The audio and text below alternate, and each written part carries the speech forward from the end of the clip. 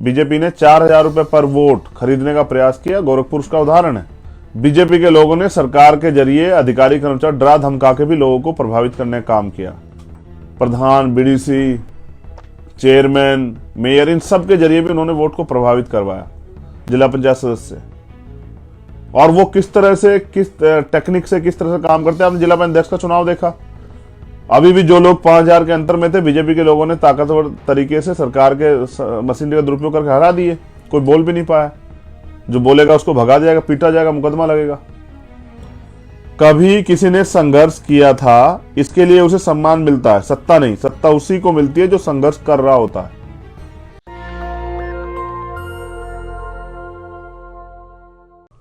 मैं टीवी के जरिए भी अपनी बात रख सकता था, मगर वो सीमित बात वही दिखाते जो उनको बतानी थी।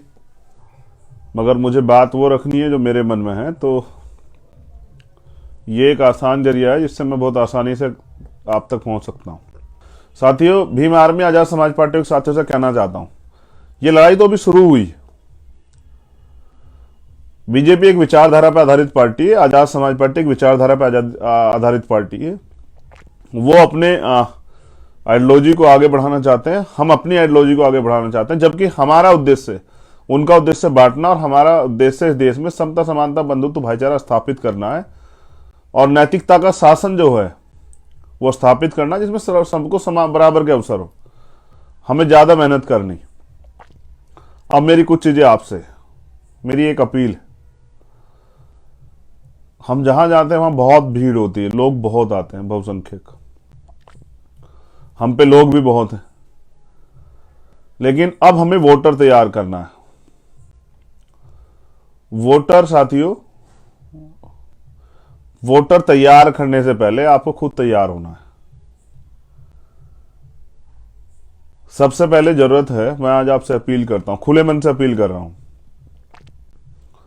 इस आंदोलन को अंतिम पायदान पे लेके जाना है। इस आंदोलन को सफल करना है।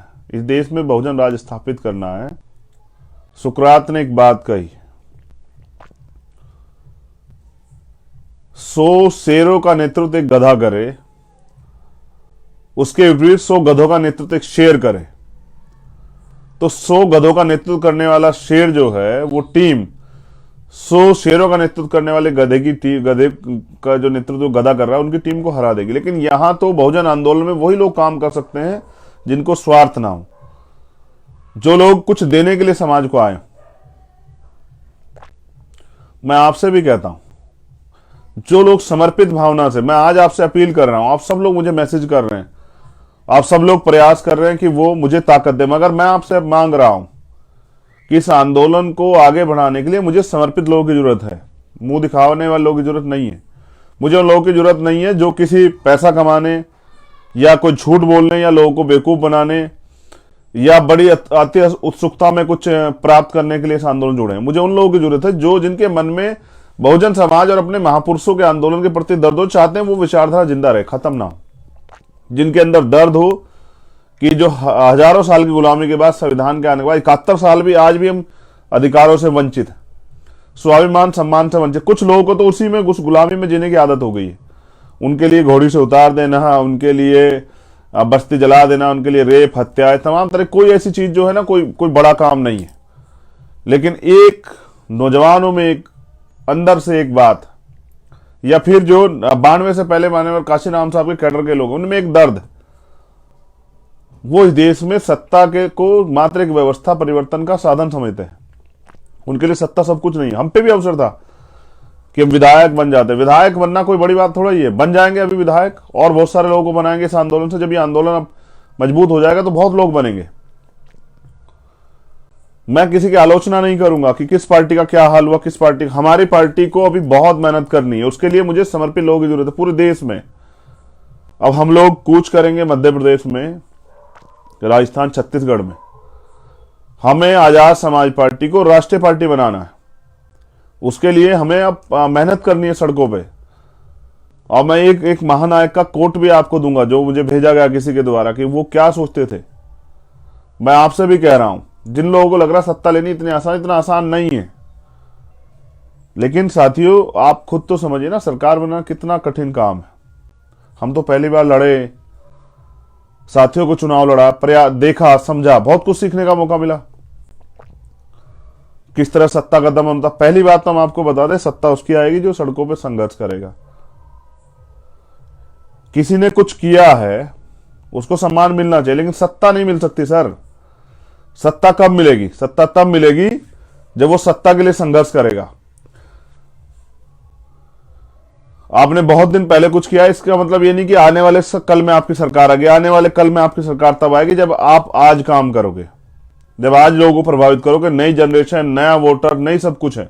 आज बीजेपी वो बीजेपी नहीं जिससे आप टकरा रहे हैं। हाईटेक बीजेपी है, तमाम तरह का सोशल मीडिया कैप्चर किया है, उनके पास तमाम इतना धन संपत्ति है, इतना जो है पावर स्ट्रक्चर खड़ा हुआ है, इतने उनके पास संगठन है, इतने लोग हैं, सब कुछ है। पुरानी तरह की नीतियों से आप उनका सामना नहीं कर सकते हैं।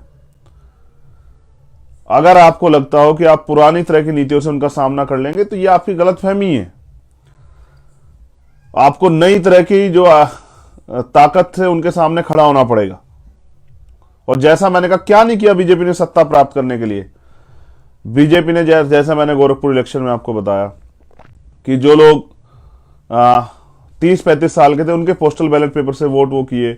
ईवीएम पे आप रोज कह रहे हैं, सब लोग चिल्ला रहे हैं ईवीएम ईवीएम ईवीएम ईवीएम।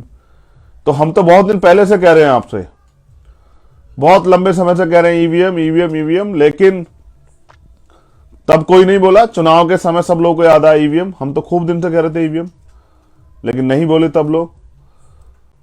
तो बाकी लोगों को सिर्फ चुनाव लड़ना है। चुनाव आएगा, उनको चुनाव लड़के सत्ता स्थापित करनी है। चुनाव के बाद अपने घर जाकर बैठना, हारे तो ठीक, जीते तो ठीक। लेकिन अब 5 साल सड़कों पे कौन लड़ेगा?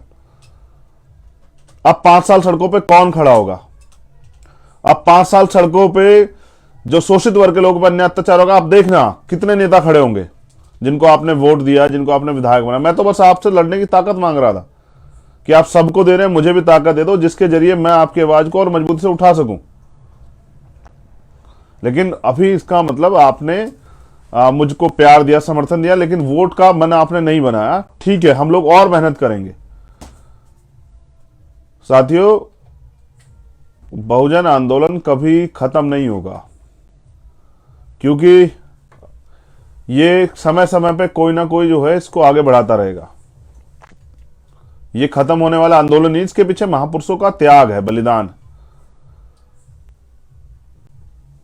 हमें और मेहनत करनी पड़ेगी। एक एक कार्यकर्ताओं को आपने से ज्यादा मेहनत करनी पड़ेगी। और जो लोग चाहते हैं सत्ता में हम लोग स्थापित हों, उन लोगों को सबसे ज्यादा जरूरी। अगर भीम आर्मी आजाद समाज पार्टी के लोग मुझे सुन रहे हैं, तो जब तक आपका बूथ का संगठन नहीं बनेगा, आपके संगठन प्रॉपर सक्रिय रूप से जनता के बीच में रह काम नहीं करेंगे, लगातार वो प्रोग्राम नहीं करेंगे, लगातार वो जनता की सुनवाई नहीं करेंगे, जनहित के काम पे, मुद्दों पे काम नहीं करेंगे, जनता के बीच नहीं जाएंगे, छोटे छोटे प्रोग्राम करके भाईचारा बना के बहुजन समाज लोग इकट्ठा नहीं करेंगे। क्योंकि चुनाव के समय जैसा मैंने बताया कि बीजेपी ने 4,000 रुपए पर वोट खरीदने का प्रयास किया, गोरखपुर उसका उदाहरण है। उसके साथ साथ बीजेपी के लोगों ने सरकार के जरिए अधिकारी कर्मचारी डरा धमका के भी लोगों को प्रभावित करने का काम किया।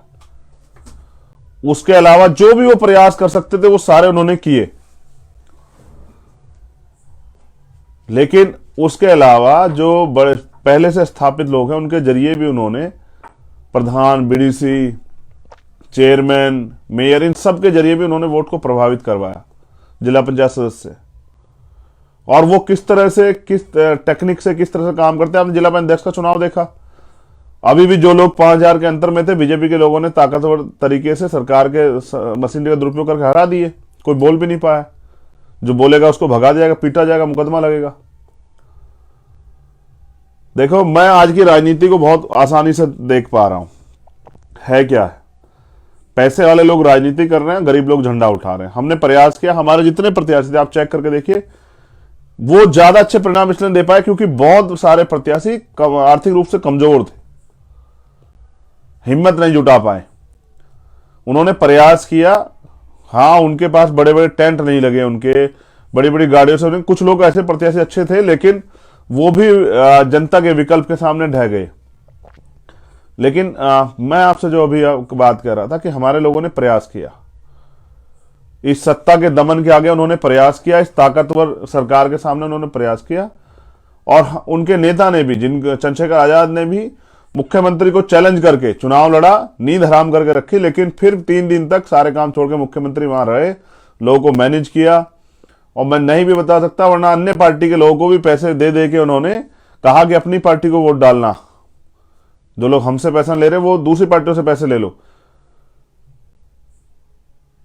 और बाकी पार्टियों ने वहां क्या रोल अदा किया मुझे कोई शिकायत नहीं, क्योंकि हमें तो मेहनत करनी है, हमें आसानी से कोई नहीं निकलने देगा, कोई रास्ता नहीं बनाएगा कि आइए चंद्रशेखर आप चले जाइए सदन में, क्योंकि वो जानते हैं जिस दिन ये आदमी वहां खड़ा होगा या इस विचारधारा का आदमी वहां खड़ा होगा, उस दिन कोई भी अन्याय होगा तो ये बोलेगा, पूरे प्रदेश में कहीं अन्याय होगा तो ये बोलेगा। और मैं तो अब और प्रयास करूंगा, मैं तो देश की बड़ी पंचायत में जाने का प्रयास करूंगा, और प्रयास करूंगा और अच्छे लोग जाएं, इसलिए लोगों से और तैयारी कराऊंगा। मैंने ये देखा कि बहुत प्यार है नौजवानों में, महिलाओं में, बहनों में, माओ में, बुजुर्गों में मेरे प्रति, लेकिन आप भी जानते हैं मेरे अंदर भी बहुत सारे सपने कुछ करने के लिए, कुछ करके दिखाने के लिए, तो वो बिना राजनीतिक शक्ति के नहीं हो सकते हैं। मैं फिर 5 साल सड़कों पे आके संघर्ष करने के लिए तैयार हूं, मगर मुझे आपकी अब जरूरत है सहयोग की, इस दामनकारी सरकार से लड़ने के लिए। ज्यादा सरकार मुझे झूठे मुकदमे में जेल डाल देगी, इससे मैं नहीं डरता हूं, लेकिन अगर हमारे लोगों ने मेरे दर्द को समझ के इस आने वाली पीढ़ियों को, जिस तरह से भारतीय जनता पार्टी के लोग साजिशन करके गुलाम बना रहे हैं, अगर इस बात को समझ के सरकार सिस्टम खत्म कर रहे हैं, इस बात को समझ के अगर उन्होंने ये इनके जो धर्म की राजनीति है इसकी काटी बहुजन है, अगर उन्होंने बहुजन समाज बनाने मेरी अपील नहीं करी तो फिर देर हो जाएगी। कभी किसी ने संघर्ष किया था, इसके लिए उसे सम्मान मिलता है, सत्ता नहीं, सत्ता उसी को मिलती है जो संघर्ष कर रहा होता है। जैसे जिनको सत्ता मिली है वो संघर्ष कर रहे हैं, उनको अगर सत्ता मिली केंद्र की तो उन्होंने इसका मतलब संघर्ष बंद नहीं किया, स्टेट की मिली तो उन्होंने संघर्ष बंद नहीं किया, वो और अपने सपनों को आगे बढ़ाते गए, इसलिए उनको सत्ता मिल रही है। अब आपको तय करना है, और ये एक रहबर का जो कोट है, जो आपका है ही नहीं उसके लिए क्या रोना। मान्यवर कहते थे ना विधानसभा आपकी है ना संसद आपकी है, आपकी सिर्फ सड़क है। जब तक आप सड़क पर डटे हुए हैं तब तक विधानसभा और संसद दोनों आपके कदमों पर होगी। आपके नेता सड़क से गायब हो गए हैं, इसलिए आप विधानसभा और संसद से गायब हो गए हैं। ऐसे नेताओं की नेतागिरी खत्म करिए जो सड़क पर उतरना भूल गए हैं। नई लीडरशिप खड़ी करिए, विचारधारा पर चलने वाला संगठन बनाइए और सड़कें पाट दीजिए अपने लोगों से। इस देश में नैतिकता का शासन आप ही स्थापित करते आए हैं और आप ही आगे भी करेंगे। ये मान्यवर साहब श्री काशीराम जी की लाइन है जो मैंने आपसे कोट की है, अपनी तरफ से नहीं, मैं वो ही बोलता हूं जो मैंने पढ़ा है। मैं आपसे भी कह रहा हूं, बीमारी में आजाद समाज पार्टी के साथ ईमानदारी से काम करना पड़ेगा भाई। अगर बीजेपी से जीतना है, वो 5 बजे उठ के शाखा लगाते हैं, आप 7 बजे तो आइए ना मैदान में, 4 घंटे 6 घंटे तो काम कीजिए ना पार्टी संगठन का, तब जाके बदलाव होगा। बाकी आप मुझसे बहुत उम्मीद करते हैं, बड़े बड़े नाम देते हैं, तो मैं तभी कुछ कर पाऊंगा जब आप मुझे सत्ता की चाबी मेरे हाथ में देंगे। मेरे मैंने बहुत सपने हैं करने के लिए, एक से एक काम करने के सपने हैं, ऐसे सपने इतिहास में दर्ज हो जाएंगे, दोबारा कभी जो है ना, मेरे जाने के बाद भी अगर उसको चेक किया जाएगा तो भीम आर्मी आजाद समाज पार्टी का नाम सुनहरे अक्षरों में होगा। लेकिन करूं कैसे भाई? सत्ता तो आप दूसरे लोगों को देना चाहते हैं, राजनीतिक ताकत तो आप दूसरे लोगों को देना चाहते हैं, मुझसे तो आप चाहते हैं मैं सड़कों पे संघर्ष करता रहूं।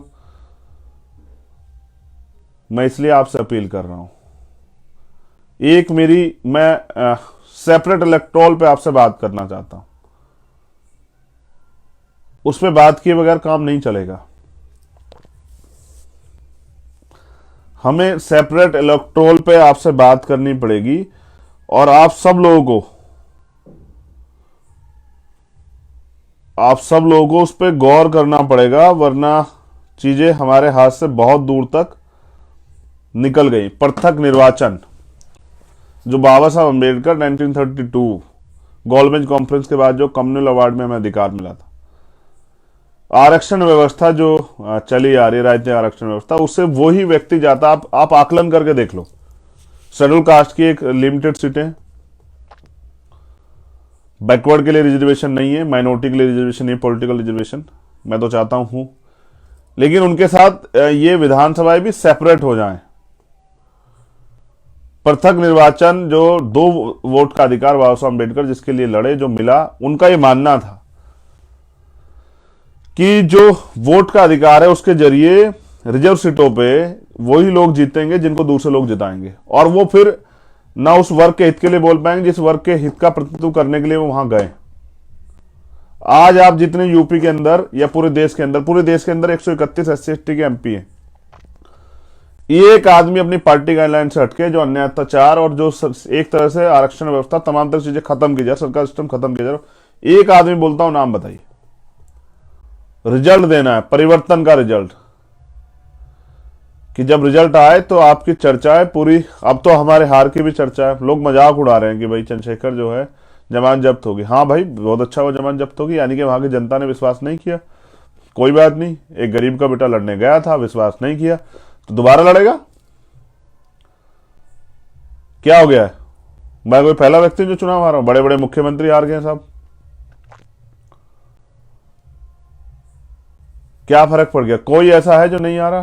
बाबा साहब अम्बेडकर भी हारे, मान्यवर साहब काशीराम भी हारे, बेंजी भी हारी। मैं तो समझता हूं हार का मतलब है कि आपको सीख मिली है कि दोबारा से, और पहली बार में शायद अगर विधायक बन जाता तो शायद उस विधानसभा क्षेत्र पर ज्यादा ध्यान देकर सब जगह काम नहीं कर पाता, लेकिन आपके वॉइस बन जाता। लेकिन इस असफलता ने बहुत कुछ सिखाया भी तो है। अब और मेहनत से काम करेंगे और समझदारी से काम करेंगे, अच्छे लोगों को और जोड़ेंगे, खराब लोग हैं उनको हटाएंगे, काम करने वालों को मौका देंगे। जो सिर्फ दिखावे की राजनीति करते हैं, हमारे आसपास घूमते रहते हैं, उनसे सबक उनको भी चयन करेंगे। जो लोग मेहनती ईमानदार कार्यकर्ता हैं उनको मौका देंगे कि वो आगे बढ़े, आंदोलन को दोबारा खड़ा करेंगे मजबूती से। लेकिन